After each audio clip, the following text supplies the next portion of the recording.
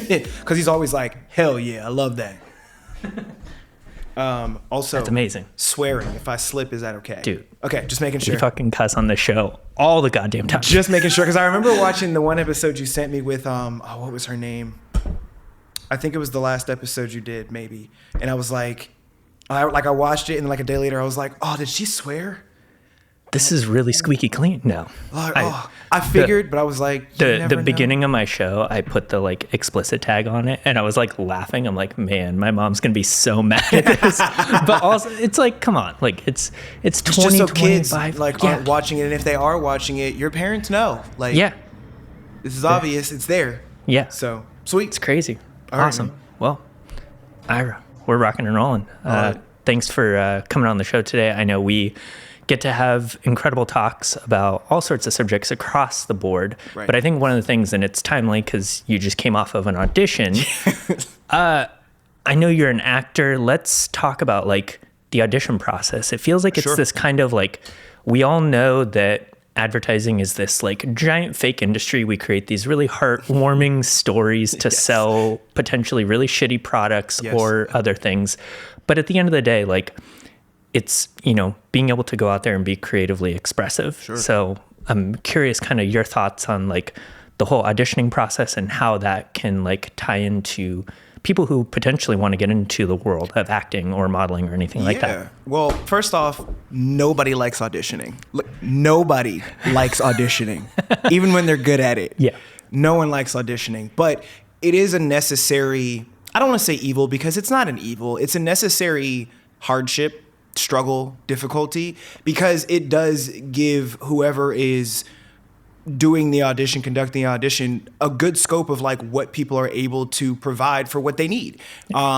And there's so many things that go into an audition. Like just from the start, your slate is like your handshake. Whether you put it at the beginning or the end, it's the introduction of who you actually are versus what your slate might be or your actual audition might be. So my audition might be this wacky, zany, crazy guy, but in actuality, hi, I'm Ira. Yeah. That's literally just that.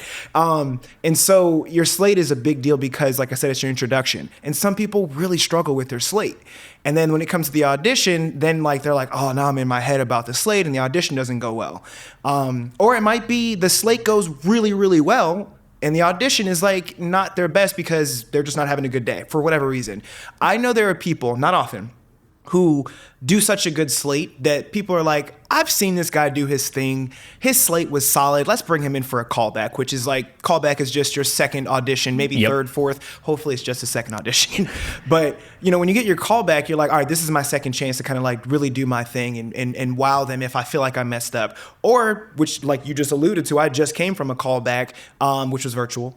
But just coming from my callback, it was just, let me just do my thing. Like I felt good about what I did before. I just want to bring that same energy that I did before. And the callback to me is always something that's more of like how good are you at being directed? Because when I do my audition by myself and I record it and I send it in, it's like, all right, this is my version of what I think this thing is. And I'm not going to fret or think bad about it. Like this is what I'm thinking. Here you go. They'll tell me if they like it or not. And there's nothing I can do about that except what I think is good. Send it in. I send in a good product. That's it. Yep. But when it comes to a callback, it's like, okay, we love how you did this. Can you do this now? Or like, hey, the way you were tilting, can you go like at like a 45-degree angle and then tilt your arm forward just so we can see your face better? Because they're trying to imagine me in the commercial, the role, the whatever it is. They're trying to really imagine it. So that also is like a sneak peek into what they're thinking. So it's like, yes, it's stressful. No one likes auditioning. Let's just get that out of the way. No one likes auditioning. No one. Even the greats. I heard, actually, this is a side note. I heard Denzel Washington in an interview. Someone was like, do you miss auditioning? He was like, no. God, no. Why would Denzel Washington miss auditioning? Yeah. You mean the part where I have to interview for the job, where I can just not interview for the job and get it? I think this starts to like dive into something in the creative process where it's like once you've done this enough times, you get to that place where it's like, you've been in however many commercials, ads, all these things. Yeah. People know who you are. Right. Like at a certain point, there's no surprises for them. Right. And I think like that's something like as creatives, I mean, I'm in the middle of creating pitches and proof of concepts right now. And it's like, okay, like I love the creative aspect of it because it means I get to just do something, no rules, just make the thing that I know is going to be great. Exactly. But at the end of the day, I'm also just like, come on, like, I just sent you like 9 videos I did. Yes. Can you not trust me that I can like do the thing you need me to do? Like, dog, why are we doing this? I'm so tired of proving myself. Exactly. Yes. So I will say that, to add to that, like, I definitely feel that sense that you're describing in Columbus, in our market, as well as Cincinnati and Cleveland too, to an extent, for myself. But I'm also diving into different markets. I just signed with an agency that's in Chicago, and they've been great. I've let them know, like I'm the type of guy, like, hey, this is the thing I really want to do, and I'm not trying to sound pushy. I just really want this thing. And I don't, it's not that I don't think you understand. I just want to make sure you hear me. Yeah. Like, that's all it is. It's like, Ira, we got you. We're trying. We're doing. I was like, no. I appreciate you. Yeah. I'm just letting you know. I'm just reiterating. I'm real.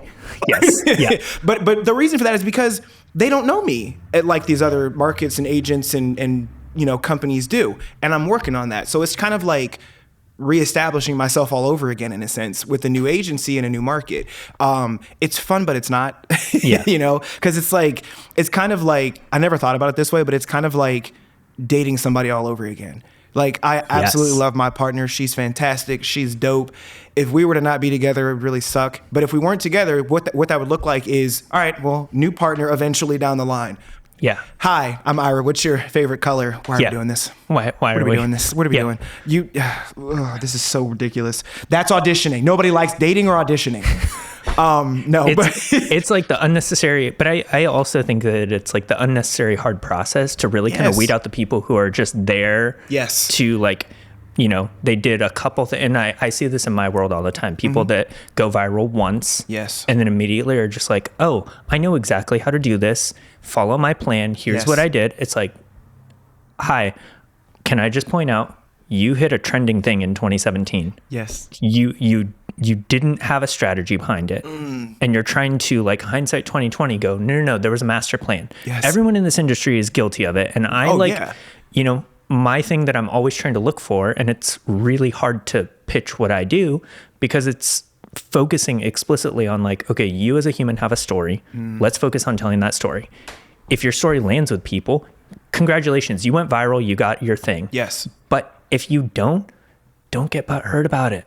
It's not the end of the world. It's not the point. Exactly. It's not, the point is not to be, the point is to get your story, your message, your authentic you out there.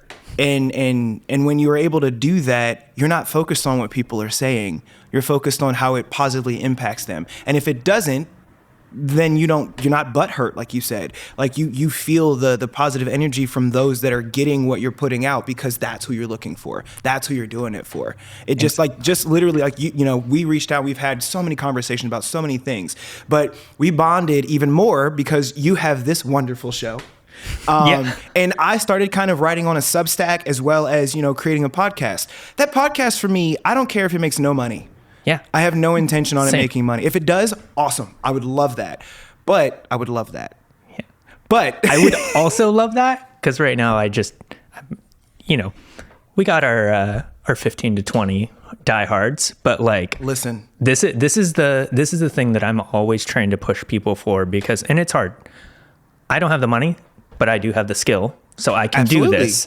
But the flip side is whenever I see people that want to dive into this world, they immediately go, oh, wow, that's crazy expensive. And, all the things I'm suggesting. And it's just coming off of years of experience and working with the people that wanted to put in that effort and then got the reward for it. Right. And then when I see people, and it's hard because a lot of people I end up working with, I will push their budget to the limit. Mm-hmm.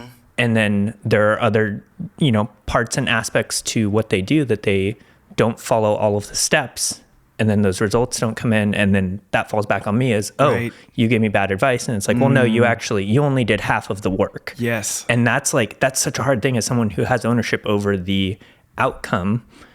I want to make sure that they get across that finish line and do whatever it takes. Right. But unfortunately, whatever it takes sometimes means, okay, you're going to have to do a few things for free here and there. And like, you really got to kind of like get someone over the finish line holding their hand. Right. But at the same time, it's like, I think doing it for the passion of it. And it's like, for me as a filmmaker, this for me is practice doing interviews. Yes. If I get really good at this and I can find someone who has no, desire to be on a podcast or is maybe not that great in conversation and can get them to feel conversational and natural. Yes. That's money. Yes. Well, I'm hoping that this is easy. Yeah. I mean, this is probably going to be the easiest podcast I've ever done, if I'm being honest, because it's Love like you it. have that like intuitive sense of like, okay, he's coming to the end of his thought and pick up. Let me jump in. Yep. Like, I'm going to go in here, insert line here.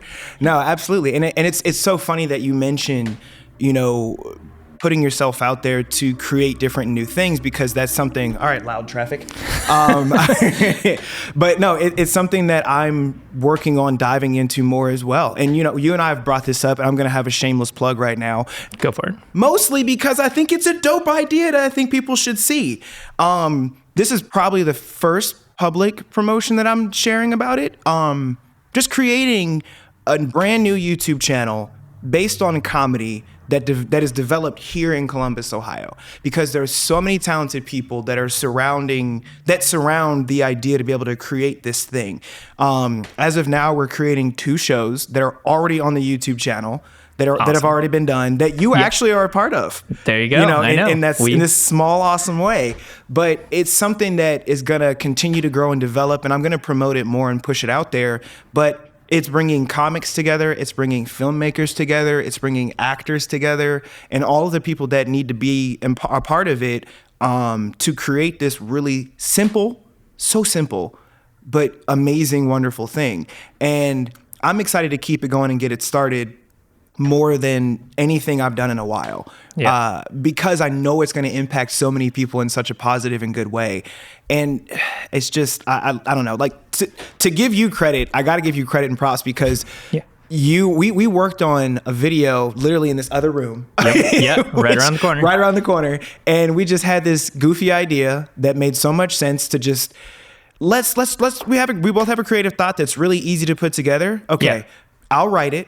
I'll be in front of the camera. You'll make sure we both look good on camera, me especially, because this is the moneymaker. Because it's the moneymaker. But we had this simple idea, and we were like, all right, we made this thing, we got it, and we didn't really do anything with it. And then here comes another guy with a great idea for a sketch comedy show. That worked so flawlessly. Right, it's so flawless, and he just was asking advice on how to shoot it, how to promote it, how to produce. I was just like, dude, I would love to be a part of this more if you're okay with it. And he was like, hell yeah, absolutely. He was like, I kind of was hoping you would ask, to be honest. Like, and I'm making him sound desperate. He was not at all desperate. He was just excited, like, dude, this is great, let's do it. And he jumped on board with, he let me jump on board with it, and we've been working it. And Cereal for Dinner is a whole sketch comedy show. That's and awesome. We have 2 episodes that are completed right now. One is on the Independent Comedy Collective YouTube channel. Amazing. That's what it is. Hell yeah. And it was the name was straightforward to me. It's an independent project. Yep. It's comedy, and it's a collection of different things. Yeah. And it's available as an LLC. There you go. So don't steal my stuff. Yeah. I know I'm breaking the fourth wall a lot because I'm talking to you on purpose. You, right there, you. But no, it's something that I'm really excited about, because it's going to bring a lot of different people together, and it'll make it easy for collaboration to occur. It'll make it easy for creative thought to just explode and go. And another thing that's huge for me is that I feel like in Columbus, Central Ohio specifically, maybe all of Ohio, but really where we are, so many people in filmmaking, when it comes to narrative theatrical things or short films, go toward horror, which nothing against horror. I love horror. I'm a huge fan of horror. But when it comes to making it, I'm kind of burnt out on making horror. Oh, 100%. Well, easy. Do you know some of the insight as to why that is? I honestly, I know in terms of making it, it's easy, but aside from that, I don't have any other insight. Okay, so this is actually kind of a crazy thing when it comes to the filmmaking world, and it's actually why horror is the first genre that everyone jumps into. Okay. One, you can make it super easy. I mean, there's literally, tons of movies that had sub $1 million budgets that went on to do multi-million dollars in revenue. Which is awesome. Which is great. That's another thing. The flip side is, when it comes to film festivals, horror is the easiest genre to get into because there's literally zero competition. And so if you're trying to grow into being a filmmaker, horror is the easiest thing. You can get a film, and you could get in a film at Sundance. Yeah. Which is, prestigious. You can show off your skills as a director, DP, whatever you want in that genre. And now all of a sudden people go, oh, that's that guy. He made that really incredible film. Now, like, let's see if he can do something else. And so that's like, if like me, you hate ad breaks and podcasts, well, we're going to keep this one straight and to the point. If you need any production help, feel free to hit me up at brandongoodyear.com. Let's get back into the episode. Quote, the fast track into the industry is through horror. But then it's like, there's a lot of people that get stuck in that subgenre because it's so easy to do. And it's like, you can, you know, DIY a lot of shit because it has that, you know, Blair Witch Project vibe. And it's like, everyone is looking to recreate the success of something that did great. And it's like, okay, like, let's come up with new creative ideas and then move forward. I mean, you know, everyone's tired of all the new superhero sequels and third, fourth, fifth, sixth iterations of movies. Like, we want new stuff. And it's like, if you do that well, you will be rewarded. But unfortunately, people are always looking for that easy path. And it's like, unfortunately, if you do it the hard way, you may or may not win. But on the flip side, you know, you at least put in that extra effort. And if you do make it, all of a sudden, everything becomes even more worth it because now you're like exactly in the place you want to be instead of just trying to take an easy path to get into whatever thing. Absolutely. And I think it kind of goes back to something we kind of alluded to before. I just want to make dope shit, man. That's it. Exactly. Like, I would love for it to be something that is monetized and, you know, helps me take care of the bills and whatnot. But I just want to make dope shit. Like, I was in a career for way too long where I was doing my best to really like be creative and make these great things and impact people and do what I was doing as a teacher. But it was like, I kept getting like handcuffed or stifled or, you know, I don't know, whatever it was. There was just so much that was keeping me from pushing that creative boundary. Now, if I am the reason that I'm holding myself back, that's a problem. Right? Like, again, everybody got to pay the bills. There's things you have to do and to make that stuff happen. But that doesn't mean that I give up the other things that are helping me to be creative and push that boundary for myself, let alone other people. Like, I love that I serve as an example for people to do a variety of different things and chase dreams that it's probably not the same as my dream. I hope it's not the same as my dream. But I hope that they see, like, Ira's doing his thing. That's awesome. I'm going to stand up and do my thing. Maybe not immediately, maybe gradually over time, which is what I encourage. Like, do that. But there's so many things that I know are possible simply by just acting on it and making that thing happen. And this is one of very many projects. So it's exciting to dive into it and do it and collaborate with people and make some cool stuff happen. And you don't know this, but I'm kidnapping you for one of these projects. I don't know which one yet, but it'd probably be an interview style thing like this, just so you know. Had to grab the mic for emphasis. Goodness. I know. But yeah, no, I like I said, because collaboration is it's necessary and it's easier than people think it is. That is a message that it's taken me a long time to learn it. But it's interesting because I'm even seeing it in my own career where it's like, I think my brain, and this is just a personality type issue that I'm dealing with right now, but it's like, I always have to do things the hard way. And sometimes for me, the hard way is literally just putting up a mental barrier that like, I can't text anyone. Like that's my challenge. I tell myself I'm not allowed to text anyone. And then I'm like, how do I make this work? And then it's like, oh shit, like I need guests for the podcast, but like I got to text people, but like I can't text people because like nobody's going to give a shit. Like when people come back and they're like, oh, but like how many views are you getting? 10, 11 sometimes. I got 140 on one and I'm still trying to figure out why. I don't know what I did. I don't know what happened. But it's like, that it's like so hard to be able to do something like that. And now like on the flip side, I see like a lot of people will hit me up and they're like, wow, we really love the show. And like, this is great. And it's like, for me, that's exciting because it's like, you're realizing the passion of wanting to do something and it doesn't like the numbers don't matter. No. Like, unless like clients, please, the numbers do matter if you're trying to get things. That's different. But like, when it comes to trying to build something, you have to be willing to do it for the passion. Like I bring up this example just because it's like kind of fresh in my mind, but it's like, I went back and listened to the first Joe Rogan episode and I say that specifically, that episode sounded like dog shit. It was 7 minutes of, okay, click there. I think we're live. Okay, cool. Yo. Lots of dead, like. But that makes sense. The first thing you make is going to be dog shit. Exactly. It is going to be not good. Like one of the things, like, so my barber and I, we have a great relationship. That's my homie. Shout out Ryan Jones the barber. That's my dude. Yeah. But we talk about so many things, but one of the things that I feel like every time I get my haircut, we always, one of us or both of us always says the phrase "fell fast." Yep. Whatever we're talking about, like, exactly. Fell fast. We could be talking about, man, I was doing this diet, fell fast. You know, you got to eat quick. Man, I was talking to this one girl, which both of us are in relationships. I'm just using it as an example for other clients that may have been in the chair next to me. Yes, I was talking fast. Let me be. But I was talking to this girl, and I kind of just let it go. Man, just go talk to her and fail fast. If she shuts you down, she shuts you down. Move on. Now you can collect yourself, go to the next girl that you might be interested in, or guy, or whatever.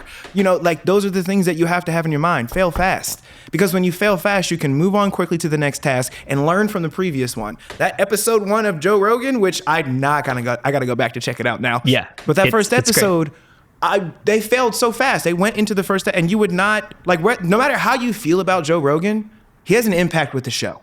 It was, and to bring it all full circle, like, the thing that inspires me with it is it's like, there are people that are going to start something and stick with it because nobody's paying attention. And the reality is, like, those are the people that ultimately win. And you see them today, and they're big, and they have their shows, and they have their teams. And you assume that it's because they are big, and they have their shows, and they have their teams, that they're doing the success. But the problem is, like, the thing that actually moved the needle forward for them was sticking with it. Consistency. I talk about it all the time, and I'm arguably the least consistent person in that we are recording this today. I recorded an episode on Monday. It was supposed to go out yesterday, but it didn't. And so here we are. Consistency is built upon itself. Exactly. And once you get to that place of being able to get into that mode, keep things going, you just do it. You don't think about it. You build the process. It took me, 5 weeks of doing this show to get to a place where I had a consistent process down to where I could, within 3 to 4 hours, edit the entire show, cut, delivered, have all my clips, schedule the posts. And now it's like got to a place where it's like pretty automatic. Right. Granted, like, now the things I'm running into are like technical issues that I had no clue were possible. And it's like driving me. And I think the last 2 episodes, I spent like 14 hours working on them because of just shit hit the fan. And that's what happens in this world. And it's like, it's so hard to account for that when it comes to like client work. All the time, like, I feel like I'm one of those people that it's like, I go through the list of these are the things that could possibly go wrong. And I'm just like, I'm making you aware of that. So you know that when I send you over a quote that seems like it's preposterous for what we're doing, these are the contingencies I'm making sure we don't run into. Well, but it goes back to like that old story, which there's so many versions of this story where, there's a guy who's going to fix this giant, amazing, ridiculous oil tanker boat. And I know where I'm going. Keep going. Right? But he goes to go fix the boat, and this one dude, he has like one wrench, and he goes up, fixes it in 5 minutes after assessing it, drives off or leaves, sends them the bill. The bill's $100,000, and they're like, all you did was fix one nut. That's not what you paid for. Yeah. You didn't pay for me fixing the one nut in the 5 minutes it took. You paid for the 30 years that I put in to know that it was only fixing this one nut that would solve your problem. Exactly. That's what people don't realize. But you know what? That story also can go backwards, which I don't know if people think about this often. If you are early in the game of whatever you're doing, you also need to realize they're only paying for how much experience you have. As much as you might look at the dude who's been doing it 30 years and be like, I should be making that much money. I'm also doing the same job. You are, but he has much more experience than you, and he really knows what it's going to take you 14, 15 hours, what took him 5 minutes. So if you put in the 14, 15 hours, all right, cool. Maybe you do deserve that $100,000, but it's not the same. It's just not. So I think people aren't willing to realize and kind of take that mental veil off to say, all right, I'm not where I want to be yet. I got to work to get there, and it's going to suck early. It's going to suck, or I got to fail fast. Yeah. It's going to suck early on. But the more that I work, the more that I do it, the more that I prove myself to myself, the more that other people will see the value of whatever I'm putting out. And then I can be that 30-plus career guy who fixes the one nut in 5 minutes and sends you that $100,000 bill. Exactly.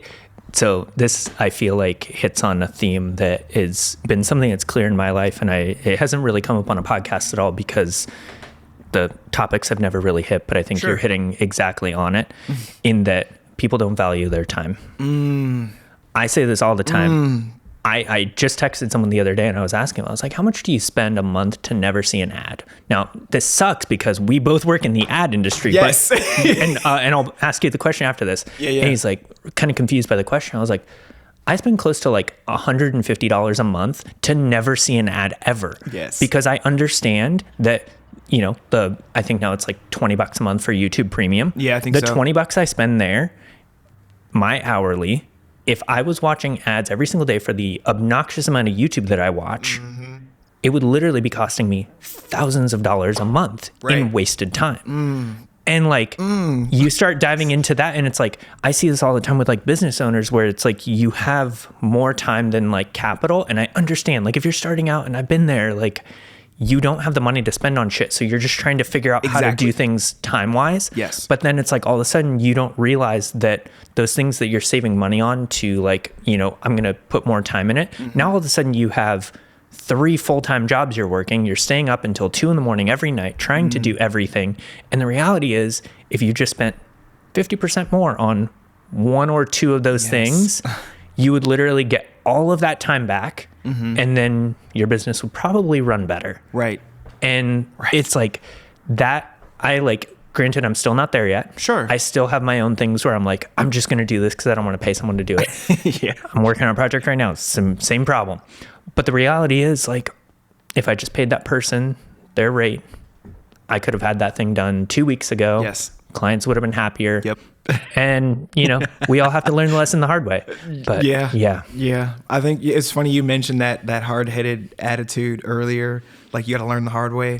I'm working through it too. And more people are working through it than they want to admit and that realize. Like I feel like some people don't even know. We at least know. Like, at first least step self-aware. is, I have a problem. Yes. I'm trying to solve the problem. It is not easy. I need help. But other people don't even know, which is, I feel so bad for them because they don't know. And because it's it's an easy problem to find a solution to, but the execution isn't easy. It's like, okay, we'll just do this. Oh, okay, I'll do the thing. Oh, okay, got it. Yep. I have a mentor and it's so funny because like I met him through the 2 jobs that I did over the past couple of years and kind of working with significantly larger budgets than I've ever worked with in my entire life. But now because of that, I'm in that world and he's like, okay, yeah. Here's what I recommend for your kit wise. And I'm like, dude, you just recommended I spend like $250,000 on shit. Like, what are we doing? You're like, thank you. I was like, that's a great idea. I don't have the money to do that. Can't do that. But for me, but then I have my friends where I'm like, oh, you should spend like $2,000 on this. And they're like, I don't have the money for that. Like, I'm like, okay, great. Like I bought these small things over time and it adds up to a nice kit that now I can do a podcast. Literally, but this is beautiful. Like, it's insane. It took 5 years of working my ass off every single day to like get to this spot. Yes. But once you can look at someone and not immediately have the reaction of, oh, I don't have that kind of money, fuck you, to I see where you're going. Yeah. I'm going to figure out what I can afford right now, but Yes. then like get to that place because I mean, it's like the cliche thing. Like if you're not growing and moving forward, you're getting stagnant and like starting to go downhill and like nobody wants that. Yeah, no, I agree. There was something that you brought up in terms of time and you wanted to ask me a question around it. What was that question? How much do you spend a month to never see ads? To never see ads. Oh man. Okay, so I don't have you. I'm trying to now. I gotta add it up. So this could be like Netflix Premium instead of the ad supported, or like Man, I honestly calculation. So I don't have Netflix. My girlfriend does. Okay, she's a dope partner. I love her for that because I got rid of my Netflix. I was like, went to $25. I was like, you know what? I'm dropping this off, and I need movies. So I ended up actually picking up AMC A-listers, which is great because 4 movies a week now. Plug for AMC, y'all should pay me. But now it's 4 movies a week, and I'm like, that to me is valuable. Yeah. But I guess that would say that maybe that's $25 right there because I avoided Netflix Premium. I definitely don't pay for the YouTube Premium, which now I'm like, dang, how much time would I save? Dude. I only say it because my wife doesn't have YouTube Premium. When I watch her watching YouTube, and then like a 20-minute video has like 5 minutes of ads. Yes, and I'm just like, yeah, you're like, oh. It also like, I noticed like I listen to podcasts. I listen like you can like if you're flying, you can like download. Sorry, this is a plug for YouTube Premium, but like no, for sure. I've had it literally since it came out because as soon as it came out, I was like, wait, I don't have to see ads. Great, done, sold, easy. Like $10 a month, phenomenal. I was like working in a coffee shop. Like I had no reason to be spending that kind of money, but also like I did, and also YouTube still for me. I mean, it's the whole reason I had this career. Yeah. Like I would not have been able to learn the things that I did if it weren't for the people in the generation previous being able to teach all of that. Yeah, and like absolutely. that's like an open door opportunity for like, I don't know, we can get into the whole, you know, how much college costs right now, but like $15 a month for YouTube Premium, and now you can freaking like double time through insanely high quality information for free online. Yes. $15 a month max. Yes, which people don't realize, like people do realize, but I feel like there are plenty of people who don't realize the impact that being able to have access to such information, but more importantly, being able to figure out what is good information and what's not. Yes. Because there's some bullshit out there. There definitely is. That's you are hitting a nail on the head. That is something you got to be so fucking careful of. Yes. But if you can discern and weave your way through it, you're good to go. So good. I'm going to say, conservatively speaking, to answer your question and not avoid it. It's okay. I probably about at least $20 a month. Cause I also have Disney Plus. Ugh. So maybe closer to like 20, 30, but I would say conservatively speaking between $20 and $35 a month to avoid ads. But I know I have Hulu with ads because every time we log into my Hulu versus my girlfriend's Hulu, she gets mad because there's commercials. I'm going to tell you, I don't mind Hulu having ads. I'm not paying more for Hulu, especially since it's attached to my Disney Plus account. Yeah. I'm not doing that. Yeah. So I will deal with the ads. And sometimes I see myself in those ads. That's pretty great. I'll be like, oh, that's my face. I got paid to see this. So there you go. Kind of balances it out, but not really. Yeah. So no, that's such a great point that you mentioned about people don't value their time, or they don't have a value on their time. And you sent me something, I forget the guy's name, but he was talking about paying for like YouTube ads and, you know, promoting whatever it is you're putting on YouTube, whether it's a short film, whatever you're putting on YouTube, you can promote it and then have more eyes on it for whatever reason you need. Maybe you just want more people to see it, so you pay for it. Or maybe you have this thing that's going to then lead people to go to your website, or whatever reason you have. Yeah. I was like, dude, what am I doing? So this is actually kind of the crazy thing that, I'm literally running an ad right now on Instagram because for me, the thing that like is kind of blowing my mind is, you know, okay, 2011, 2012, 2013 is like the golden era of you can organically go viral on the internet. Yes. Unfortunately, awesome. It's 2025. Yes. People figured out, oh, this is what we want to do. I think it's a like two-factor thing. All of the platforms realized, oh, we have all of this data to be able to target ads to people way better. So why don't we leverage and utilize that?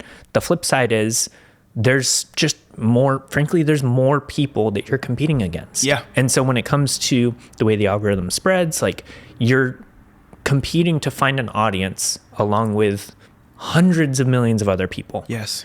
So all that aside, the way that you can shortcut this, not to bury the lead, you're spending money either way. Yeah. You're either hiring a creative team that's going to be able to do all that work and create something really incredible. They can like test stuff in real time, figure out what's going to work. Right. And then you go viral. I hate to break it to you. You're going to be spending close to like $150K a month to have a team that can do that level of shit to get you to where you want to go. Consistently. Or on the flip side, you can start recording yourself, start, getting your message out there, share your story, spend a little bit of money on production so it looks good. Yep. And then for the ad I'm running right now, it's $150 over the course of 5 days. Yeah. $30 a day. Yeah. The projected reach will be somewhere in the neighborhood of like 13 to 15,000 views. That's amazing. If it hits all the things I'm looking for, and based on the last ad I ran, I got like 20 new followers off of $100. Right. Like that for me, it's like, okay, if you want to build an audience, use the tools that are going to target and find new people. Yes. Because like you have your group of followers, that's, you know, friends. Yes. And then it's also like people kind of like your friends. Right. And like the reality is, I hate to say this, a lot of people's friends aren't necessarily their target audience to sell to. No, but and for like, real. I see that in like a lot of the communities that I have, especially in Columbus, where it's like we have all of these new businesses popping up every single week, and they're all chasing the same group of like 50 people. Yes. And unfortunately, those 50 people are in the exact same financial situation as the people trying to sell to them. Yes. And so like at the end of the day, you now have all these businesses that are doing like $100, $200 experiences, and they need a lot of sales to be able to keep things afloat. Right. And they're selling to people that frankly can't afford $200 experiences multiple times a month. Right. And so now it's like, if you throw an ad out there, it feels sleazy, it feels dirty. It's the industry we work in. Big business does it for a reason because it works. Because it works. And if you know, put your ego down for a second, spend the money, you can actually live out that dream. Well, and it's available. Well, and I will say, I definitely had this mindset about it that has shifted, where I was thinking like, I don't want to buy people. Like, I want it to happen organically. And I think maybe I'm stealing his words and don't realize it. So if I am, my bad. But as much as I want it to happen organically, just like you said, it's the same 50 people or so, or 10 people or 5 people. And I love and cherish that small group of people that are close knit, that I can just be like, hey, here's this thing, you should follow it. I'm doing it. And they're going to follow every time. Yep. However, that isn't going to help whatever I'm trying to create grow. It just isn't. Whatever the thing is, it's not going to grow that way. Like I start a restaurant. My mom's going to be there opening day. Of course. I know that. She'll probably come in every day of the week. She literally will. She'll probably be like, how do I work here? Yeah. And man, this food good. How we make some more at home? Yeah. All of those wonderful things she's going to do to support it. She's probably going to tell her friends. Are her friends going to show up? Probably not. But if her friends hear from somebody else that's not connected to me per se, that whatever I'm making is good, awesome. But in order to get there, I have to spend a little bit of money to make some attention happen on me. Attention is the currency of what we do. Yes. It just is. And there's nothing wrong with wanting that attention as long as you're providing something that is of substance to people. Like keeping things consistently authentic is what makes sure that you can do that. If you're doing that, promoting yourself makes sense. And it costs money to promote yourself. It costs time and energy and money to promote yourself. And I was willing to do the time and energy. And then putting the money into it and then making an ad, I'm like, okay, but even within that, I'm like, okay, I want to do this, yes, but I want to do it strategically and I want to do it well, so where I get exactly who I'm looking for in a sense, but also find people I may not have been looking for who are like kind of dip their toe into it. I love that type of thing. But what I do is so, in terms of like the things I'm trying to do and the stories I'm trying to tell and the energy I'm trying to put out, like my why in life is just to empower people to empower themselves. It's a pretty broad stroke. Yeah. On purpose. Everybody. you in it. Yeah. But the whole reason for that is because I've seen just very young, I noticed that people were not confident in themselves. And I didn't know where my confidence came from. And I started to figure that out. And that confidence just came from really doing things consistently within myself and realizing I can trust myself. Yeah. You know, like building up that confidence is not easy for some people. And I really feel like I am a person that can help do that. Whether I'm telling a story or on a podcast, or I'm just walking with the shirt on that has some positive connotation of something on it. Positivity comes from me. And that's such an intentional thing. And kind of going back to the ads for a second, we see so many negative things from ads that negative connotation is like, well, I don't want to be sleazy or whatever. You're not being sleazy. You're giving people an opportunity to connect with you and your authentic story. Exactly. I 100% agree on that. It's the thing for me when it comes to like trying to do more ads. And I honestly, like, this is something I just thought about like a couple weeks ago after my like first ad experience, and the one I'm doing right now is like, I have all these like fun videos that I love making. I have no capitalization on the back end. I'm not a good business person, let's be honest. But what I'm trying to get to is like, if I can throw a couple $100 behind a video every once in a while, just to like get a good message out to people, there's no capitalization on the back end. I literally, like, my promotion link is go check out my profile.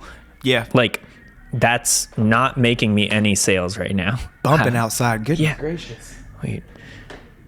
Got some new podcast intro music. I'm not mad at Sample it. it. Sample it. Go. Sample it. I love that. Where was I going with that? But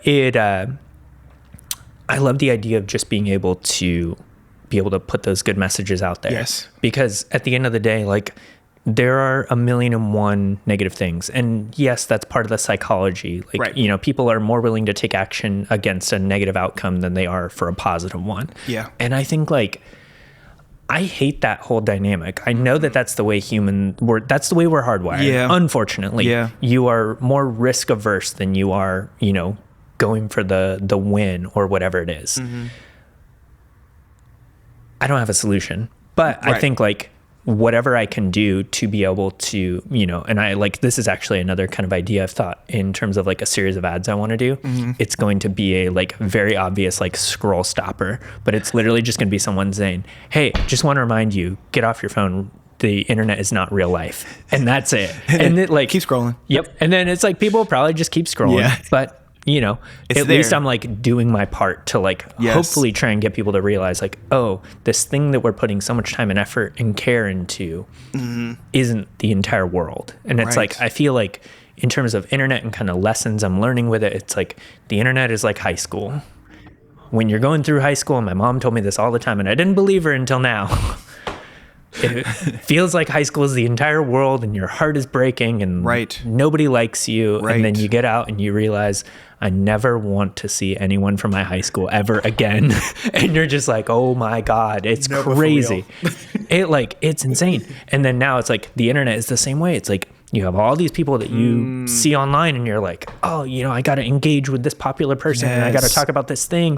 And then at the end of the day, you like go out and talk with people in the real world and you're like, oh, yeah, I forgot. The internet is, I mean, just to get into the raw numbers of it, if the bot numbers are real across all platforms, we're looking at like less than like 1% of engagement on the internet is actually real people. Jeez.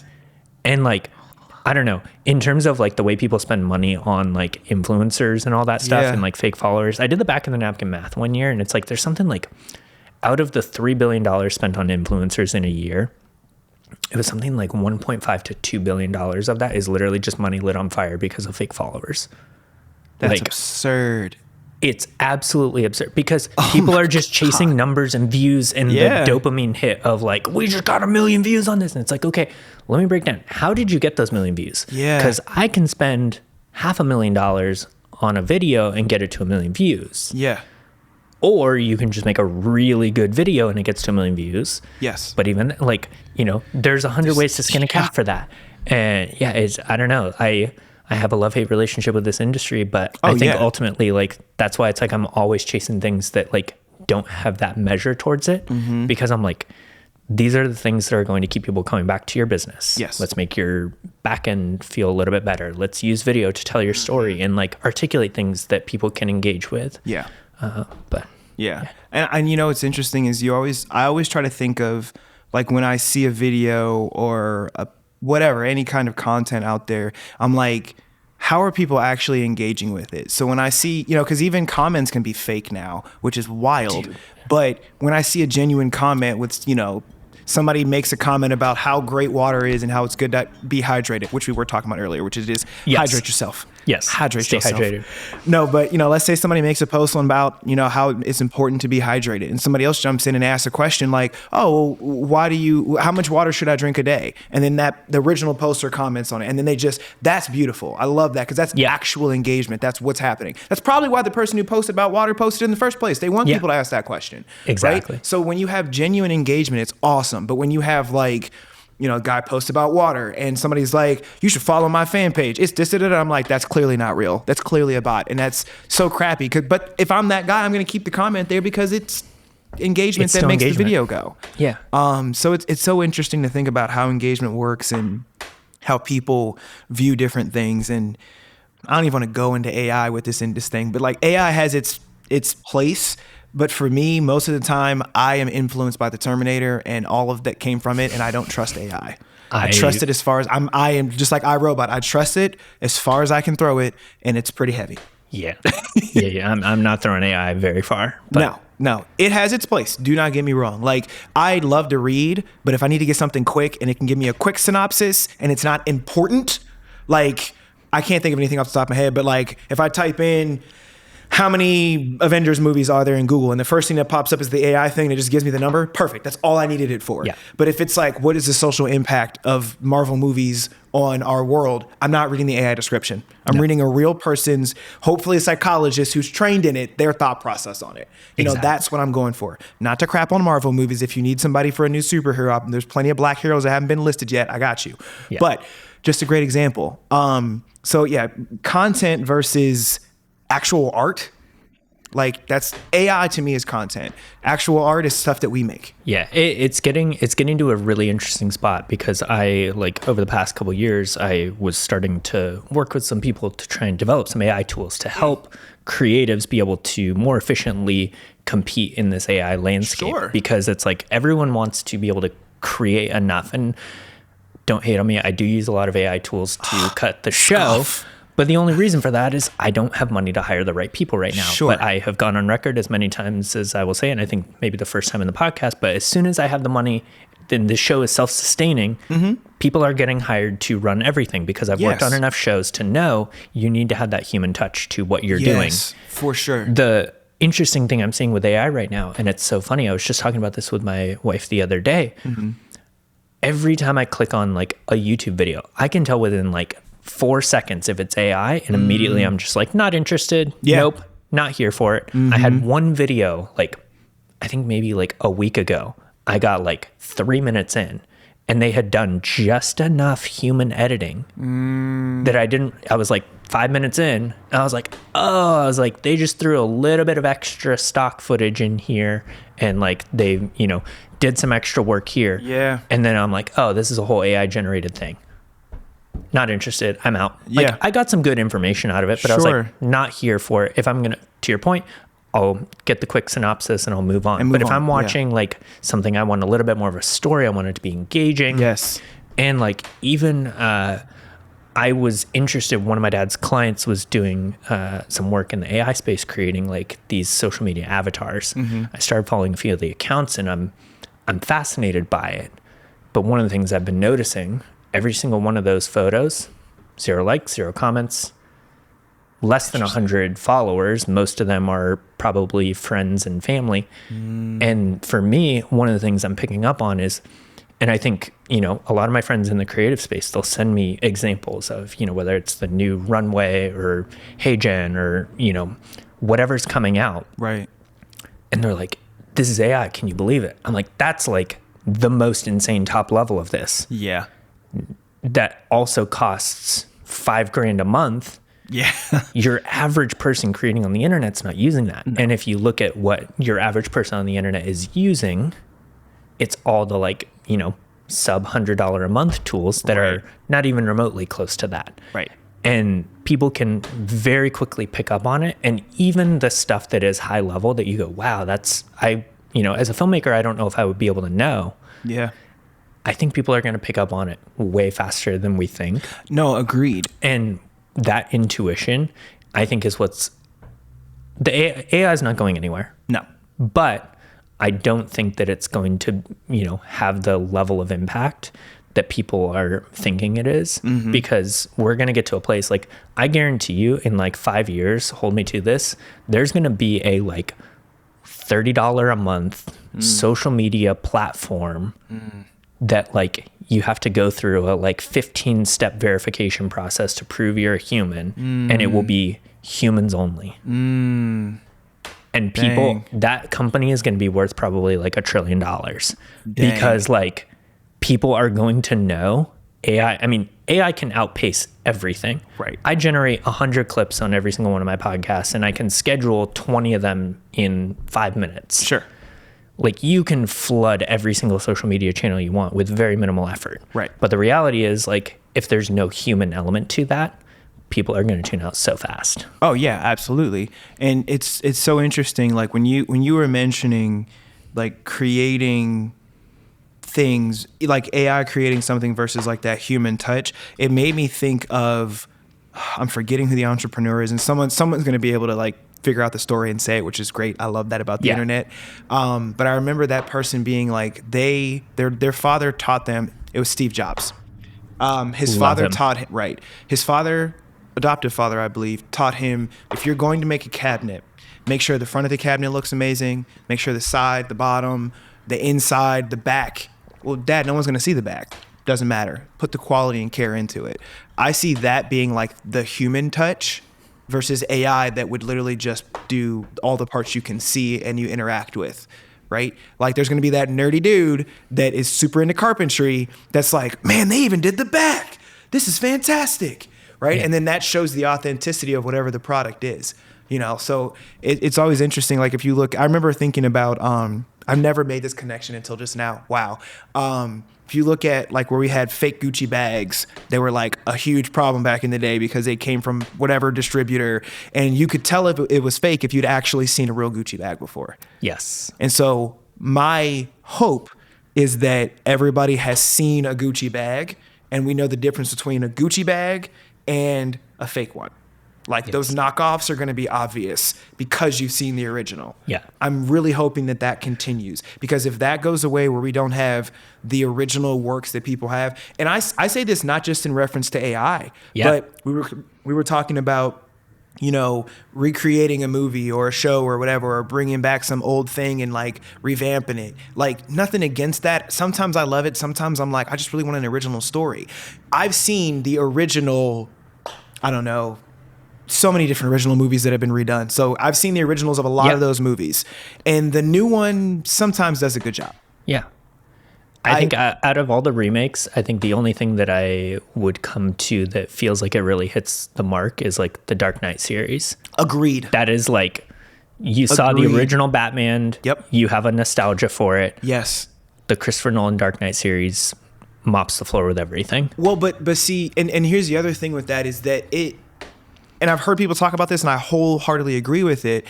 It brought back comic book movies in a serious way. Yes. Right? Whereas, like, I will always love the Batman movies from back in the 90s. They were so good. They were great. Yeah. They're hugely nostalgic. And as a kid, I remember seeing Batman Forever and freaking out because I love Jim Carrey and I love Batman, and you put them together, and I'm like, this is amazing. Oh my gosh. Right? Yeah. That was awesome. So I will always have a love for that and never shelf it. But to your point, it was remade and it was done well because it came from a place of authenticity. Yes. It wasn't trying to be like the other ones. It wasn't trying to give us nostalgia for the other ones and like recall like, hey, remember this thing that happened in the movie? Like, oh, that's really good. Because when I feel when films do that, when they're doing a remake and they're trying to remind us of why we like this movie, and looking back at the old one, it's like that was the good part of the movie, is the reminder of the old one, not the other stuff you did. Exactly. Like there's so many movies that I could say that to, and I'm not going to shit on them because we don't have that kind of time. Yeah. Yeah.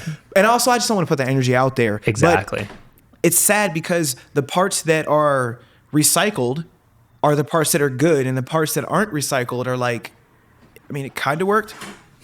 Mailman. Mail time. Hogwarts accepting the letter. Hey. But no, it's just funny because like it also goes back to AI, because AI is only working off of what it's given. Yeah. So if AI could make a bunch of these remake movies. Yeah. And we would know. That's been the trending thing I've seen on Twitter and all over social media right now is everyone was losing their minds because there was this example of a scene from Avengers Endgame. Mm-hmm. And AI recreated it pixel perfect to a T. And I was like, okay, like, am I the only one that's not impressed with this? Like, you had to have the original to be able to recreate it. Yeah. And like that whole thing, like AI doesn't impress me with those types of things anymore. And I love that you brought up the, a real Gucci bag versus a fake one. Right. Because I was just having this conversation with a friend the other day. He's working on a piece of software and he's like coding in extra things to make it impossible to copy. And I was like, that is like so on the nose, because I don't know if you know this, the fashion industry, there is no such thing as copyright. No. But the reason that is because for all these fashion designers, they have to build in aspects to the way that they make their product to make it impossible to knock off in a cheaper way. Right. And so like the one example I saw that was like illustrating this whole thing was like this really elegantly designed shoe. It was like a heel riser, but like the heel was like super thin, and like they did all this like crazy structural stuff with like titanium and carbon fiber and all this other crazy nonsense. And so like if you built it out of shittier materials, the whole thing would literally collapse under its weight, because like it can't be made unless you make it specifically with those high quality materials. Wow. And that's why it costs like $1,000 for a set of shoes. Right. And that's why like a Gucci bag, theoretically you should be spending a ton of money. TikTok is basically like pulling the curtain back on all of that right now, because that's a whole nother story. That's a for whole another other time. thing. But like the idea that like they build these things in a level of quality that can't be done cheaply. Right. And I'm even like starting to see that, especially in like the production world. There are like little tells and things. And I was just talking about this. I talk about a lot of things with a lot of people the other day. Love it. But it's something that I'm like seeing now in the way productions are done, where it's like, oh, this is actually a detail that most people are going to completely gloss over. But that's the thing that tells me that shoot cost $100,000 a day versus something that I can pull off with a few friends for like $5,000 to $6,000 a day. Yes. And once you start seeing all of those little details, that's where like things add up. And it's like, it's hard, because then it's like you start pointing those out to people and they go, oh wow, like I never would have thought of that. Right. Yes. And it is so funny. Like when I, as an actor, and I mean, I'm just going to say straight up to filmmaker, because I mean, I act, I direct, I produce, I do catering. I don't do catering. That would be cool. You hire catering. I hire catering. But no, as a person that's involved in all these aspects of a production, it's so hard sometimes to watch a commercial or a movie. And sometimes it's truly exciting, because it's like, oh, how do they do that? Like anything with mirrors blows my mind. If you do it well, I'm like, I don't know what you're doing. Did you see OK Go's new music video? Yes, it was amazing.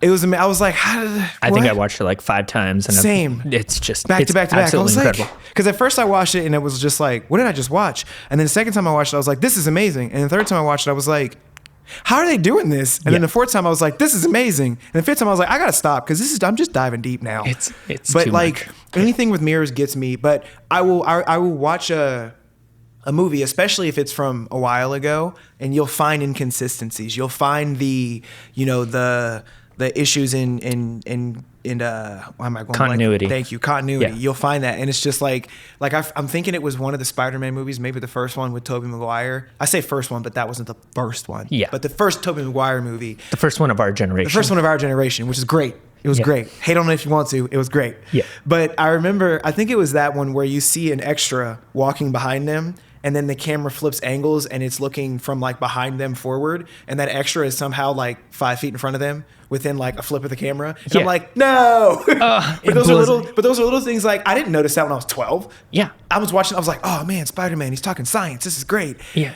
And other people are doing the same thing when it comes to other, films and movies and things like that. They're not catching all that stuff. But we who see this stuff, you who edit these things consistently, you're like, how'd they miss that?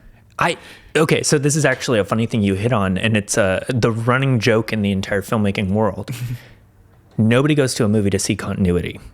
Period, full stop. The only people that give a shit about continuity are the script supervisor that's sitting there meticulously looking over everything. Yes. And the editor that is like, I want to do this thing.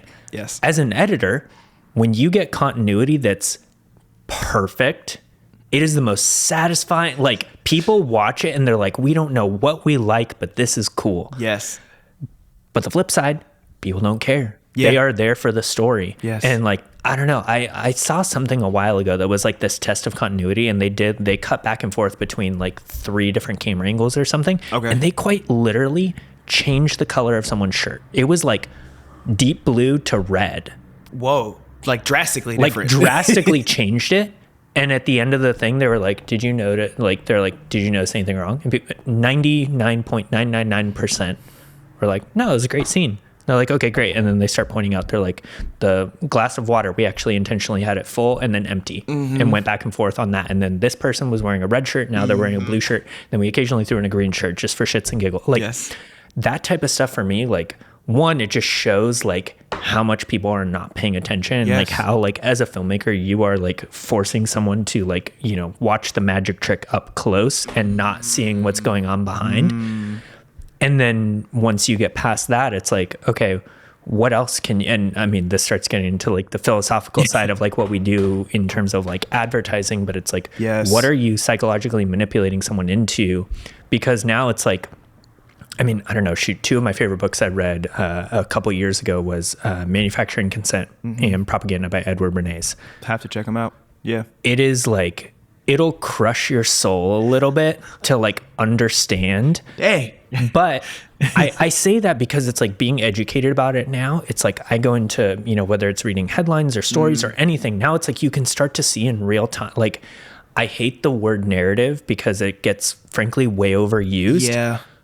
But it's kind of accurate. Yeah. And once you start seeing things everywhere, it's like, oh, dude, it's crazy. Like, I could tell you, you know, oh, these events are going to happen and this is what the narrative is going to be. Yeah. And it's so easy just by picking out like basic words and things. No, absolutely. It's crazy. It's so interesting that you brought up, you had mentioned like changing the color and things like that and how people don't notice because they're so focused on the story.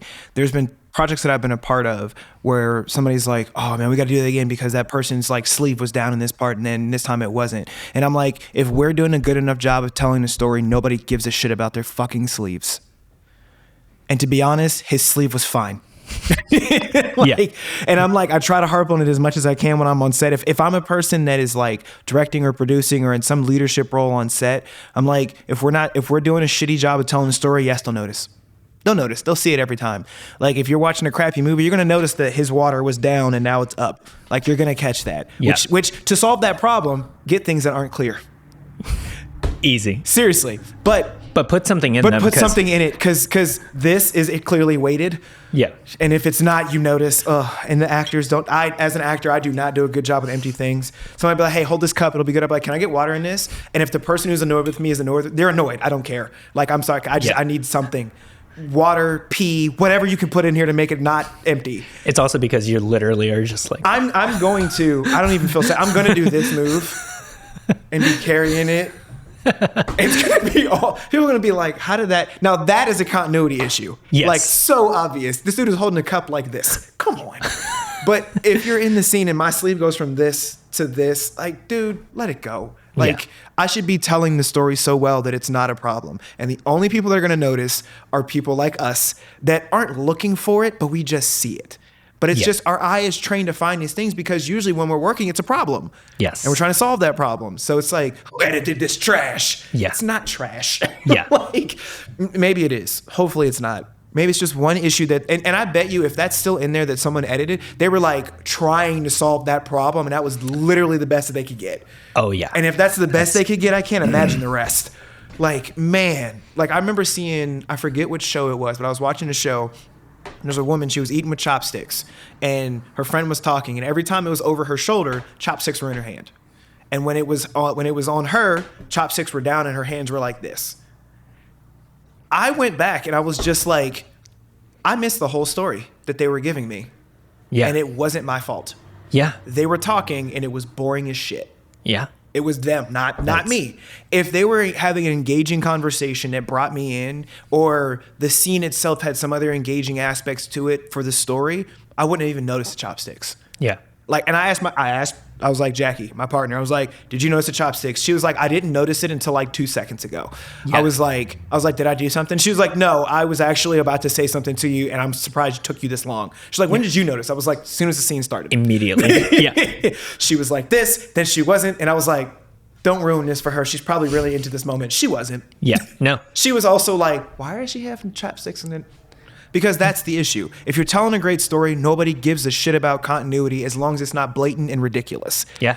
And in your face. The thing that kind of blows my mind on this is I have a love-hate relationship with Disney movies, but one of the ones, even though we've watched it 17.2 million times, Jungle Cruise. Oh, dude. It's like, it's a good movie in the sense of like, it's just kind of like whimsical, entertaining. And it's fun. But damn, okay, I'm going to point this out and you're immediately going to watch it and go, oh, I didn't realize this. this is arguably, I think Disney was trying to flex how good they were with special effects. Interesting. In a result, they did some of the shittiest green screen work I've ever seen in my entire life, to the point where, like, if you go watch it now, you can see the, like, unfortunate halos around people. Like, it's bad. And it, like, happens, yeah. Because that happens. But it dives into the deeperness of, like, you know, productions in this pipeline where it's like, oh, we have to, like, shoot it super fast and, like, all these other things. Get in, get out. And it's like, you gotta, you know, move quickly. We don't have the budget. We're trying to, like, you know, do all of these big crazy things. I understand there's places where things fall through the cracks. Right. But for me, like, there was like a couple scenes, like, you know, they're like late at night sitting on the boat, and it's like, you can tell they just, like, they didn't do it right. And it pulled you out of the story for a second. And on top of boring dialogue, just like sitting in silence, trying to, like, play off of, like, energy of characters, and it's just not working. Like, but to your point, it's like, you only notice all of those imperfections when the story is bad. Yes. And, like, if you can do something, like, really great, a lot of those imperfections, people just don't care. No. Yeah. No, I think I'm trying to think of movies now, and the first one that comes to mind where it's like, this is ridiculous looking. Yeah. But you're also like, I love this movie. Yeah. Starship Troopers. Yeah. I don't know have you seen Starship Troopers? I've seen, like, maybe like 10 minutes of it when I was, like, a kid. Sure. Because I definitely need to go watch it. It's a great movie. It's one of my cult classic favorites. Yeah. I think it came out in, like, 97 or something like that. Okay. But especially, like, looking now, the special effects are not that great comparatively speaking to what we have now. Yeah. That's obvious just because of the time difference. Yeah. But there's so many cheesy, ridiculous, goofy moments, but you let it go because you expect it to be cheesy, ridiculous. You expect it to be this, like, over-the-top thing that doesn't take itself seriously, but also does. And so you're so forgiving in a lot of different moments because of the expectation that you place on it. So I think if I'm expecting something to be high quality and really good, and I see any imperfections, I notice it. It's glaring. Yeah. But if I expect something to just be okay, and there's an issue or problem, I might see the issue or problem and be like, it's fine.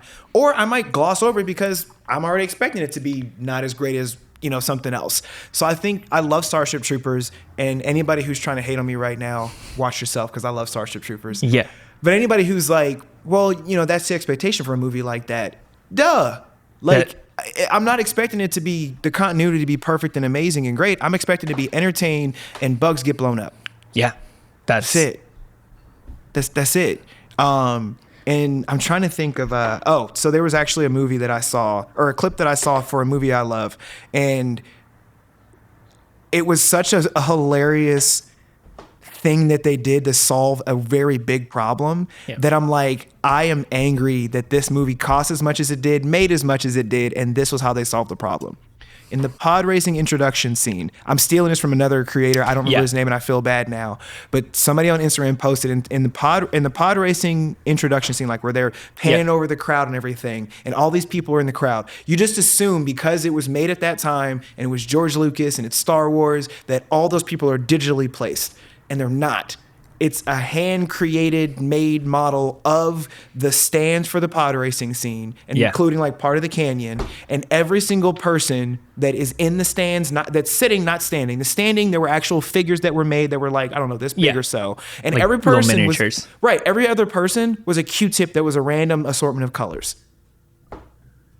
That is such a minute, ridiculous detail that if you focus on it too hard and see it, it will ruin the thing for you. Yeah. Now, if you go back, I bet you if you pause it, you still can't tell. Oh, 100%. Do you know what I mean? But it's one of those things that continuity wasn't the problem. You're telling a story, and we were so like, wow, look at this amazing scene that's occurring. Not, how did they do this? Yeah. Well, so you have Disney Plus. You need to go back. They have an entire series on the story of, like, Lucasfilm and like all the behind the scenes on that. It's actually kind of crazy because if you look at the original Star Wars, and the thing that blows my mind about this is, like, obviously George, I forget the movie that he did before he did Star Wars, but American Graffiti. Yes. The interesting thing for me was, like, realizing when he made Star Wars initially, this clicked for me, like, years ago. I, like, had some friends that I, like, referenced at the time. I was like, this would be like if all of my friends decided to, like, come together and make an indie film. Yes. And then it just so happened to be a like global phenomenon. Yes. And now turned into this thing that's like insane. Mm-hmm. And it's like, then you start seeing the like ingenuity of, oh, we're going to use Q-tips with like some colors because like this is what we have to do. And this ties into something, gosh, you are somehow pulling out all of the things I've wanted to talk about for months. And this is something that's crazy, especially now. Like I grew up in what we call the like fix it and post generation. Yes. So if you look at the previous generation of filmmakers before mine, that was the people that were shooting mostly on like digital tape or film or anything like that. And so they had to like get that shit dialed on set. Like there. For me and my generation, I grew up like right at the tail end of like digital tape where you had like basically no work to be able to do color grading or anything like that. And then you start getting into like digital video with like DSLRs, mirrorless cameras, all that. Now it's like, we have like 10-bit raw video, like all this shit. Yeah. And like most people, they would just be like, fuck lighting. I can fix it in post. Right. And then, all of us are spending hours upon hours fixing all of our on-set mistakes because we just don't know how to get it right on set. But where this ties into is like, I think so many things, if you look at it today, like design used to be like, you had to know the difference in paper qualities and paintbrushes. And there was a physical craft to what you were doing. If you wanted to be a woodworker, you had to like maybe be a blacksmith before you could be a woodworker so you could make your tools so that you could do things. Or if you were a filmmaker, you had to understand the like technical know-how of like frame rates and gate weave and all this other shit to be able to actually make your film. Yeah. Nowadays, you just grab your phone that you paid $1,000 for and you can make a movie. Right. And like all of the people that work in this digital space, and I'm starting to see this a lot, is like, I want to get back to that like physical nature of creating. I've been making like these stupid shelves for our house. My wife loves them, and I thank you that, she doesn't think they're stupid. But I love the like physical nature of like, cutting wood, figuring out where the studs in the wall are, like doing those physical things.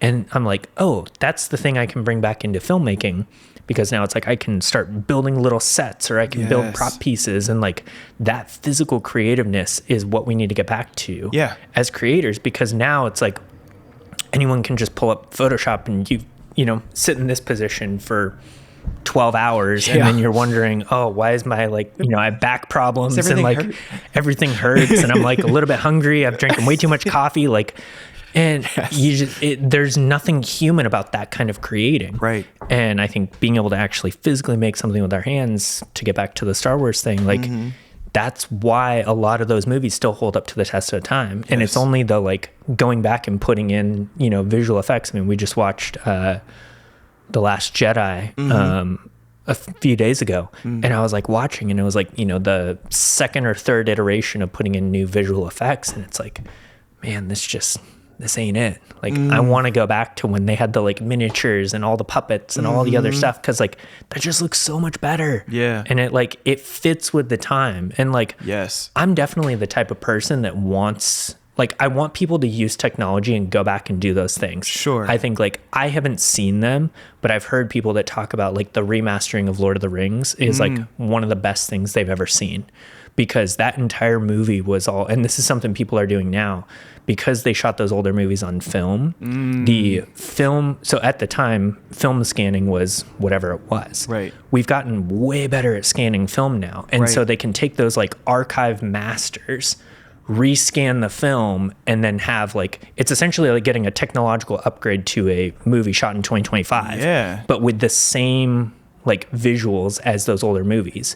And so they're like remastering things in a way that like feels and looks good, rather than like the Star Wars of like, oh, we're gonna like use visual effects to fix all of these things that were wrong. Yeah. And like that, I'm all for that type of shit. Yes. But when you start getting into this phase of like, oh, we need to like go in and like do visual effects better and all this other, like, you're removing it from the time frame it was created in that context. And I feel like it doesn't hit. I feel like it's almost like it's almost like, and maybe this is me thinking of my car problems. Yeah.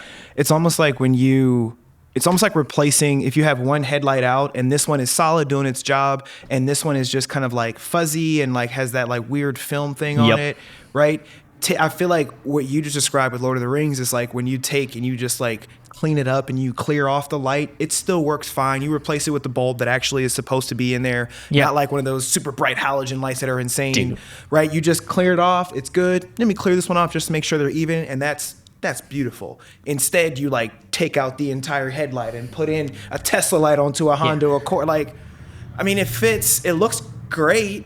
Yeah. But it doesn't. It doesn't work. Yeah. Now I got this side is really bright.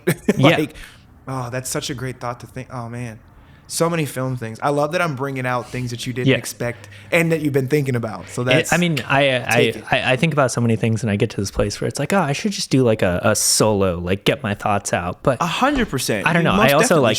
I bounce off the energy of guests quite a bit. So. Absolutely. I definitely think you should mix in, like, as you're doing these things, mix in some episodes where, you know, you're sharing different thoughts about something that's going on. I think for some people, and maybe this is for you, but I don't think it is personally. Yeah. I think like that staring directly into the camera and having a conversation is daunting to a lot of people. Oh yeah. Because for you it is. It definitely still is. Okay. I did YouTube for a little bit. Yeah, I remember those. Literally the channel that this all lives on. Mm-hmm. I guarantee everyone watching it now is like, what the fuck happened? He went from like doing camera shit to now he's doing this podcast and talking to all sorts of weird people. Like, what is going on? Listen, man, I am myself. Yeah, live with it. It all fits. No, but I think you could definitely mix in some episodes where you're like, all right, I wanted to talk about this thing and da da. Like I literally, if I pull up my phone right now, you'll see all of the quotes that I have that are going to then become a Substack post and also a podcast episode. Yeah. If you open up my phone, you'll see all of the notes that I have for different sketch episode ideas. They're not even sketch episodes, but just like sketch ideas in general. And they are terrible. I'll tell you that they are horrible, but I know that there's something there to help them grow. But my point is, like, if you don't already, write those fucking ideas out and like go execute them, dude. Worst case scenario, you'll have one viewer and it'll be two because you'll watch them too. Yeah. You know, like I think that's a good move. And if it doesn't work, then you'll be like, you know what? I'm going to specifically have a person on and talk about these things. Yeah. I think that works and it gives you more people to work off of. It's true. Yeah. I definitely think about that a lot. It'll probably end up being something I do, but, as time goes on, client work starts picking up, and then this thing, I always joked, I was like, the universe never wants me to have a podcast more than like a few episodes at a time, because every single time I decide to start doing this, client work gets like insanely busy after I do like 5 episodes. And so I'm like, this is the first time, like I think I'm at 12 episodes published. After this one today, I'll have 14 in the can.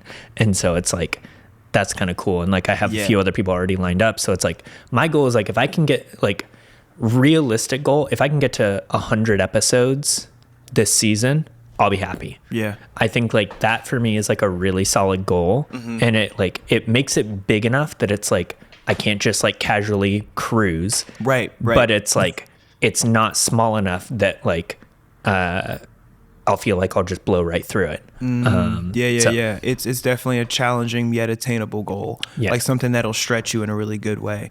So that's great, man. I think that's like a big thing that it's kind of a common theme that comes up on like the podcast quite a bit, is like just the idea of doing the hard work. But like, I think for me also like making sure that everyone, when you're setting goals, that you're setting goals that are big enough that they actually will push you. Because I think right now I see a lot of people, it's like, oh, you just got to do the first step. And like, that's like the thing that gets me out of bed to be able to go do something. I just shot a video yesterday with a friend, and it was like, you know, I had this like rough idea. They trusted in the process. We shot for like an hour. I got home and immediately was like, okay, I have to get this done. It took me like 45 minutes to an hour. Sure. Edited the whole thing, put it out, and it's like, oh, that's creativity. That's it. That's like low barrier to entry. Yeah. But then if I want to do something that's like actually way more involved, I want to go do a conversation, a podcast, anything like that. That's like, now I've got time invested in this. Right. I have hour setup, hour teardown, conversation roughly an hour long. Right.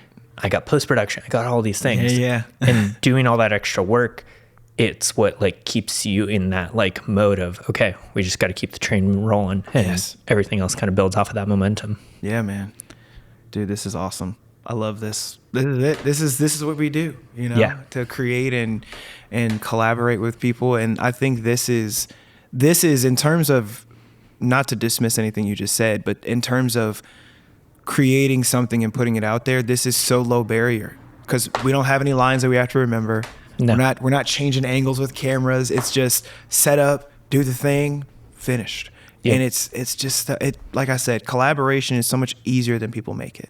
Yeah. It really is. You just have to try to understand the other person and really be there with their thought process. Like, hey, I have this idea of how this thing is going to be good. This other person across from me also wants it to be good. Yeah. Like, it's that simple. Whatever they're saying, it's like, okay, I hear what you're saying. If they have a horrible idea that you know is not going to work, I hear what you're saying. I get it. Here's why I think it won't work. Yeah. I hear what you're saying. What makes you say that? Let's talk about it. Yeah. You know, and I get sometimes you got to move through stuff. Like I get that.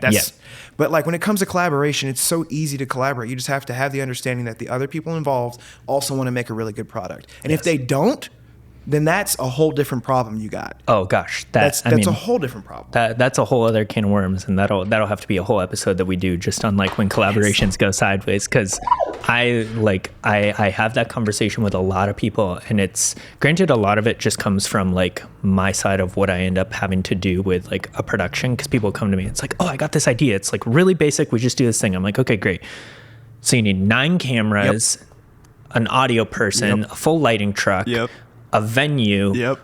What are you talking about? This is easy. And I hate that that's my default because I'm very much a like I want to find the solution type of person.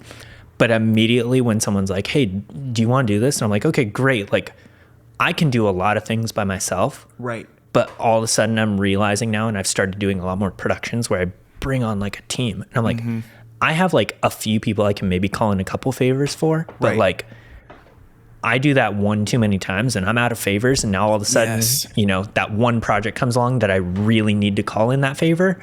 I don't want to be in that position ever. No. Like I want to be in the like, take care of all my guys and then make sure that when that one project comes along, which I'm working on right now, called in the favors. Yes. The cavalry came in and now we're making something that's going to be insane. Which is awesome. But that to like bring that full circle, it's like, when you have those like opportunities that people want to do that like creative stuff, sometimes it's hard to jump straight into a like, I'm excited for this. And I think it's like that whole idea of like, you know, it's either a, you know, hell yeah or a fuck no. Yeah, like, no, that is such a great energy. There is no in between. There is I mean, we live in such a social media age. It's so easy to reference everything off of social media. But there's a video that I absolutely love. It's more of the sound. I don't remember where it originally came from, but somebody was like, I don't have time for anything except fuck yes energy. Yep. Fuck yes, I want to do this podcast. 100%. Fuck yes, I want to make sure I do this awesome job tomorrow on this shoot that I have. Yep. Fuck yes, I want to go to this wedding this weekend with my amazing partner, girlfriend. Fuck yes. Like anything less than that, what are we doing? Like that's not fulfilling. Now that's not to dismiss like you got to do stuff that takes care of the bills and you got to eat right and whatnot. All these good things that actually takes care of basic things. But when it comes to like true, I don't know, just human things. Like if I didn't want to do this podcast, you'd have known. I'd have been like, sorry, man, I'm not available for it. I was so like, when you said it, I was like, fuck yes. Literally, I was like, let's fucking go. Exactly. So it was exciting. Like I wanted to do it. Like, fuck yes, I want to create this YouTube channel where we like really push out a lot of comedy and help people come together and collaborate. Fuck yes, I want to produce these different things. Like, and going off of something you said, you had mentioned like when somebody brings you an idea they feel is simple, but you see all of the things that need to be done for it. Those aren't problems. You have the mindset of like somebody who's producing, because I do the same exact thing, but from a less technical standpoint, because I don't have that yet. You'll get there. I'll get there just because I'm around it all the time. So, but when like somebody comes to me with an idea of like, hey man, I got this idea for this thing. They're coming to me because one, they're excited to share. Two, or they're like, I want to share this with Ira because he's going to let me know what do we need to do with this thing to make it happen. Yeah. And also he's going to light a fire under my ass if he likes the idea and push me to do it. Yeah. It's like, cool, you haven't done that idea yet. What's up? Like, what are we doing? Yeah. You said you wanted to do it. Remember last time we talked about it, you were like, every time you come up with an idea, you end up seeing the show on TV. We talked about this a month ago. What's up? Yeah. Like, I like the idea, but this is your baby, not mine. I'm just here to babysit. You better give birth to this thing. Yeah. You know what I mean? Like, exactly. So I'm that guy. So I've come to that conclusion with myself that I have that producer mindset of like, I got this idea. Sweet. We need 9 cameras. We need this. We need that. We need this person. We need that person. And those are things they didn't even realize. It's like, whoa. Don't freak out. That's a good thing. You know what you need now. Let's go get that and make your thing happen so it can be the best it can be. Yes. Right? Or let's start here. And we know that we want to get to those things that, that I just mentioned. But let's start real basic. Let's not fuck around. Let's start it and do it and go. Yep. And if we're able to get to this point fast, great. But we got to fail fast. We got to do it now. All right, shooting it this way, it didn't work. Remember I told you we got to do 9 cameras? Here's why these things. Yes. Oh, got it. We got episode 1 is done. Leave it there. It's shitty. It's our Joe Rogan episode. Yep, exactly. Boom. Next episode, we added a couple of those things. Remember I told you we got to work on the sound and have that. Oh, yep. Got it. Let's add that in. Yep. And we keep growing and developing. But I hear what you're saying where you feel like maybe you're kind of shitting on an idea, but you're not.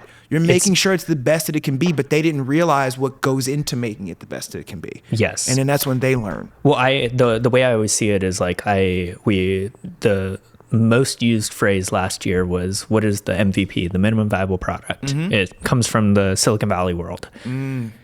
It is the most infuriating creative thing in my opinion, because let me tell you, I've worked with some pretty high-end people, and the amount of MVP in the world will shock you. It like, as someone who's done this for a long time, my MVP is way better than most people. Sure, yeah. But when you start doing that all the time, it does something to your brain where you go, oh, I know I can do better, but like, we're doing MVP. And that is just like, when someone comes to me, I always I kind of hit both where I'm like, okay, this is what we need to do to make this great. Right. This is your dream. Right. This is MVP. You can do this. Mm-hmm. It might be great. The thing I'm going to warn you is, if you do this and it's great, don't stop here. Right. This is still your dream. Yes. And the thing that I see with a lot of people is like, they'll come to me and they're like, okay, great. How do we do this for cheaper? And I'm like, okay, great. Here's exactly what you do. And they're like, okay, cool. And then 6 months later, I'm like, okay, so like, when are we going to do the right thing? And they're like, no, but this works. And I'm like, no, that was never the goal. This was the dream. We got to stay on the path. Yes. And that is like, I love to like help people reach their dreams with that. But I like the problem, and I see this with so many people where it's like, they want that minimum viable product. And they're like, if it works, great. Let's move on. Yes. We've solved this problem. Go. Yes. And I think I need to find a like more positive way to start to like land the plane on this rather than that. But I think like the exciting part about it is now it's easier than ever to create something that can truly be great. And I think that like, while we come to this with a producing mindset, you've had to deal with those logistics, right? Dealing with flying people all over the country and bringing in talent and setting up, a venue, and talent not showing up. And you're like, there's so many things you can't control for. Right. But I think one of the things that is kind of cool is like, the more you can like bring things within your control, it's easier than ever to be able to produce something. Absolutely. And like, I always tell people, get started on your phone. I had second guest on the podcast. They literally came to me and they're like, we want to start a podcast. What do we do? I was like, okay, here's what you're going to do. Here's the equipment you're going to buy. Start out shooting on your phone. Don't even think about a camera, because you're going to try and spend all your money at once. You're going to get a shitty camera. You're not going to be happy with it. I'm going to be on tech support 24/7. Yeah. Do it on your phone. A couple weeks later, they sent me a clip and I was like, this sounds insane. They're like, well, yeah, we took your advice. We bought these mics. We bought this recorder. And here we are. And I was like, okay, great. Can't wait to see the show. Fast forward, they put in all the effort, spent all the time editing. And now it's like they get crazy ROI on their shows because they put in that effort. They built out the set. They put in the, effort into the conversations. They bring in a lot of great people. And it's like that wouldn't have been like, to try and do that back in the day would have cost tens of thousands of dollars. And now for not tens of thousands of dollars, but I think probably a couple thousand, 3, 4. They're able to do a show that now allows them to regularly attract new customers, build their dream. And I think, in the narrative space, you can do a lot with the phone. There's a lot of, that's the thing that's exciting, because the script, the writing, everything else is the important thing. Yes. And then, the execution of it, you'll get there and it's totally fine. Yes. If you can tell a good story, people are more forgiving of the technical things. They just are. 100%. They just are. It's just, so simple. So simple. It's great. Man. How long have we been talking? Days? I don't know. It feels like forever. It's funny. It doesn't feel like forever, but it's also like, it feels like forever, but it doesn't feel like forever, but I know it's been not 10 minutes. You know what I mean? Like exactly. This has been a good convo. But what I'm hoping is that people gather from this conversation is, like, we've been talking for a minute, but it's one of those things where I feel like you just get sucked in. And part of it is like how we communicate with each other is like you brought up how I can like pick right up after something that you just said and we just keep it going. So then where do you like cut in the conversation as a person? Like, all right, let me pause and go to the bathroom real quick. Yeah. No, actually, hang on. I'm gonna just keep it going in the background. Let me take this with me real quick. Yeah. So yeah, it's one of those things where you just like continue the conversation. And I think that's one of the things, like when we first met, that's kind of what happened. Is like, I was sitting off to the side. It was, I forget where we were, but it was for some product. I don't know if we're able to say that. I'm going to keep the product out. It's fine. It was for some product, but you were editing, I'm pretty sure. And I was just like tucked away because it was a hand modeling thing. Yeah. And it was just so funny because people were like, dude, you do hand modeling? I'm like, I do everything. If it's in front of the camera, I'll do it with exceptions. Within reason. Within reason and pay. If the pay is right. No. just to be clear. To be clear. No. But no, we were on set and anything but clear. Anything but clear. This is murky water, mud. Yeah. But no, we were on set. I'm pretty sure you were editing it from what I remember, and I was just like chilling for a second because I had, they were working with someone else, and then they were gonna bring me back in, and it was just a chill time, and we were talking, we were whispering. Yeah, it's like you gotta keep it quiet, but keep things rolling. And it was just a good conversation. I don't even remember what we talked about the first time, but it was like, this dude's dope. Yeah. I like him. Like, I remember don't know what it is. It's kind of funny because like when you're on commercial sets like that, it feels like it's like, I don't want to say taboo to like kind of hit it off with like the models on set, but it's like, it feels like there's kind of this like, okay, they're overdoing their thing. They're kind of chilling. And then, we're the production team doing whatever. But it's like, that was just like such an obvious like connection. It's like, I had to be like working on stuff. I think I was trying to do some like quick edits so they could see like essentially what we were shooting. Yeah. And it was like, for them to be able to see that and kind of like an idea of what they're approving. It's actually kind of funny. I don't think any of that stuff ended up going into the ether. I don't think it did either. I remember delivering the drive and like, yeah, here's what I have on there. And they're like, okay, great. And I was like, this is going nowhere. This is going absolutely. I could feel. That's hilarious. They're like, okay, so what's on the drive? And I was like, okay, these are the deliverables. This is what we agreed on. They're like, oh, okay, cool, great. I know for a fact I was an afterthought on set. So if it felt like that, that's exactly why. Oh my goodness, that is hilarious. That's why we keep the names out, because it's fun to be able to tell those stories like the chaos of so many great stories. Yeah. I have so many great stories. Like, I have a story about a major company. I'm not going to tell the whole thing. I'm just going to give the Cliff Notes version. Yeah. A major company that was offering, I think it was $3,000 a day, and it was going to be a 3-day shoot.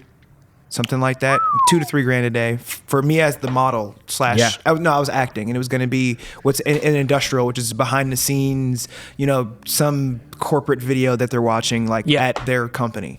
And I didn't do it. And the reason for that is because I have morals, and I refuse to play a role that demeans a black man. It's one thing, like if I'm playing this was not for a drug dealer thing. Yeah. But if I'm playing a drug dealer, I want him to have some redeeming factor where he like, I don't want to do this anymore, and I want to like take care of the community. Or if he is a drug dealer, he is hardcore taking care of the community, and he's dealing drugs to make sure the community's good. Like something like that. I need some positive redeeming quality. It's not just this black man is a terrible person. Yeah. No, I'm not doing that. And there were like 3 roles that they were offering, and all of them said black man, and all of them had shitty qualities. And I was like, no. That's ridiculous. It was essentially for HR. I was like, no. And I said no to almost $10,000? Yeah. Over 3 days of work. And I wasn't going to be working the entire day. So it was the easy work. Let's be honest. I read the script. I was like, this is really easy. No. So these companies do things like that. And there are some companies that do great things, and I love seeing those. Yeah. Bring those to me all day. Not going to be sacrificing your morals on it and like playing into a stereotype just because it fits the, script for something. Right. And that's the fact that that's part of the script. That's a whole other conversation. You start to get conversation. And here's the thing. No one would have saw it. Yeah.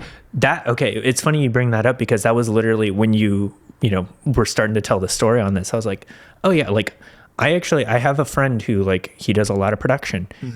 99% of his work is internal use only stuff. Right. You can make fantastic money doing internal use only things for big corporations. Yes.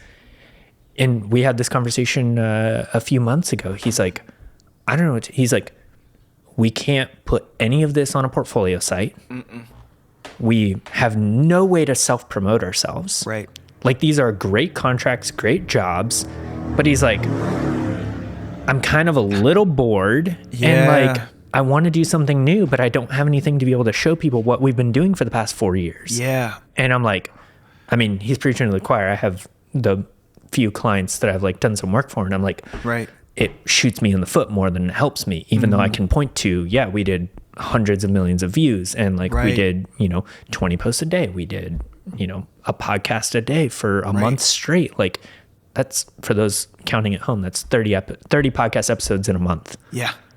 That was insane. That's a lot. we were recording, I think, like 3 to 4 podcasts a day for a while. Like it was bonkers. That is insane. And having to listen to someone who's a absolutely atrociously shitty podcast host for 3 episodes a day, that's a whole nother thing. Yeah. Yeah. But it to kind of like tie everything together and like hopefully kind of ended on like a little bit more of a positive note. Yeah, is I like, love that. I think like there's plenty of opportunity in this like creative world. And I think being able to, you've been able to prove it. I've been able to prove it a little bit. A lot. Standing up. You've been proving it a lot. Standing on like your morals and like things that you want to do is something that will ultimately be rewarded. Yes. And I think like, have that little bit of, not in moral standpoint, but in terms of like what you want to do, have that little bit of flexibility to be able to like take on work. So you're paying your bills and being able to live a sustained lifestyle. But on the flip side, having that true north that you're trying to go for, because I think ultimately like, for me, it's taken years of being like, I want people to focus on telling their individual story. Yes. And I said that when I was just getting started, and I say it to this day. Yeah. And it's taken me forever to get to a place where people actually listen to what I'm saying and go, oh, yes, that's what we want to do. Yes. And granted, like I still have to do all the other things in between that I don't like as much, but that's kind of how this industry works. You gotta take what you can get. Yeah. And like you were saying, building on it, like if you start at just the iPhone, eventually you'll get to the multi-cam setup that you need to get, but you gotta fail fast and you gotta stick to the path. Don't be satisfied with stuff in between. Keep going. Exactly. Keep going. Yeah. You'll eventually reach that dream. Well, love it. Ira, thank you once again for coming on the show. I really enjoyed this conversation. And hell yeah. I'm sure we will. Fuck yes. Yes. Fuck yes. We will definitely be doing more of this in the future, and I look forward to it. Whether we're both in front or we're behind, it's happening. Be on the lookout. Exactly. Awesome. Bye, everybody.